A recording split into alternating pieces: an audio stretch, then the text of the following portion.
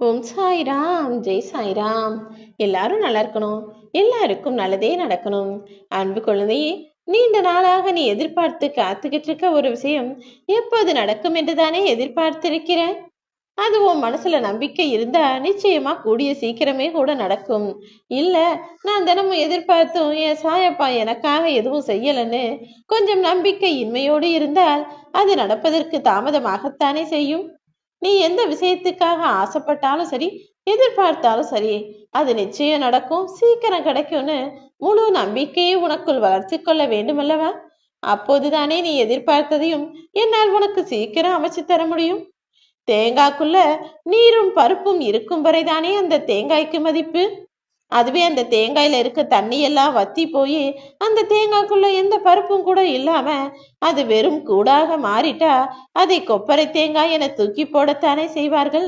அதே போலதான் மனித வாழ்க்கையிலும் நம்பிக்கை என்பது மனசுக்குள்ள இருக்கிற வரைக்கும் தான் அவர்களுடைய எண்ணங்களும் விருப்பங்களும் நிறைவேறும்.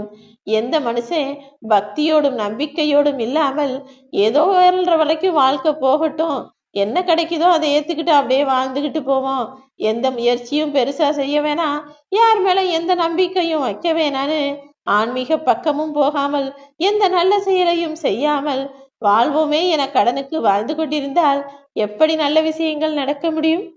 என் அன்பு குழந்தையே, நீ என்ன நம்பி காத்திருக்கிற வரைக்கும் ஒருபோதுமே ஏமாந்து போக மாட்ட. இப்போது உனக்கு நடக்காத விஷயங்களும் தாமதமாகி தள்ளி போய் கொண்டிருக்கும் விஷயங்களும் கூட கூடிய விரைவில் உனக்கு நடக்கும். ஒரு விஷயத்தை தவிர்க்கவே முடியாது நினைக்கும் போது அதை ஏற்றுக்கொள்ளக்கூடிய தைரியம் எப்படியாவது வந்துதானே தீர வேண்டும். இப்போ உன் வாழ்க்கையிலேயே ஒரு விஷயம் நடக்குது, அதை தவிர்க்கவும் முடியல, அதை ஏத்துக்கவும் முடியலங்கிற போது சரி வேற என்ன பண்றது, நடக்கிறது நடக்கட்டும், என்னதான் நடக்குதுன்னு பார்க்கலாம், அதை சரி செய்யலான்ற தைரியம் உனக்குள் வந்து விடுகிறது தானே. அப்படிப்பட்ட தைரியத்தை தான் உன் சாயப்பா நான் கேட்கிறேன். வாழ்க்கைனா 1000 விஷயங்கள் இருக்கும், நல்லதும் நடக்கும் கெட்டதும் நடக்கும். வீட்டுக்கு வீடு வாசல் இருப்பது போல எல்லா வீடுகளில் இருக்கக்கூடிய மனிதர்களுக்கும் வேதனைங்கிறது இருக்கதான் செய்து. எவ்வளவு துன்பம் வந்தாலும் எதுக்காகவும் வாடி வதங்கி ஓடி போக முடியாதல்லவா. வாழ்க்கைனா அது நடக்கக்கூடிய விஷயங்களை ஏத்துக்கதான் ஆகணும். அப்படி நீயும் உன் வாழ்க்கையில நடக்கக்கூடிய விஷயங்களை எதிர்கொண்டு ஏற்றுக்கொண்டு எல்லாம் நல்லபடியாக நடக்கும்னு நம்பிக்கையோடு காத்திருந்தால் உன் சாயப்பா ஒரு நாளும் உன்னை ஏமாற்ற மாட்டேன் என் செல்லமே. உன் மனசுல இருக்கக்கூடிய விருப்பங்களை எல்லாம் முழுவதுமாக அறிந்த நான் நிச்சயமா அதை அப்படியே நிறைவேற்றி கொடுக்கத்தான் போகிறேன். தேவையில்லாம கவலைப்படாத.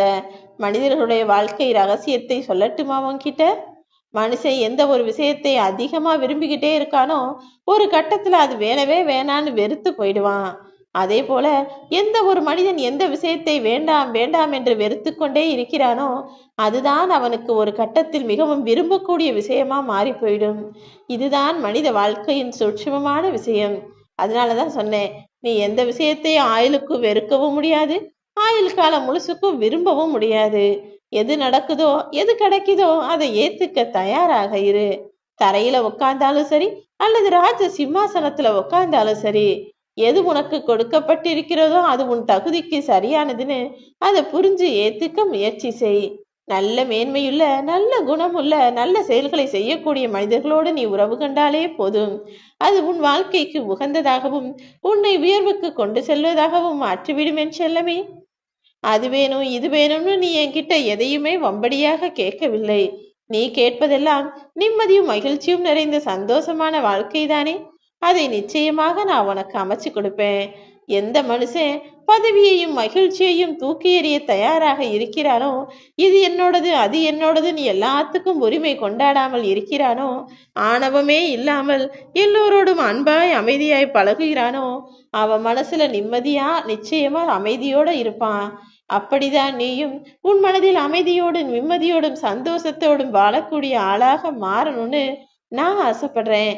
எல்லா கஷ்டங்களையும் கடந்து வந்து இந்த உலகத்தில் யாருமே பெறாத இன்பங்களையும் அதிர்ஷ்டையும் கூட நீ பெற்றுக்கொண்டு சந்தோஷமாய் வாழ நான் ஒன்னு ஆசீர்வதிக்கிறேன். ஓம் சாய்.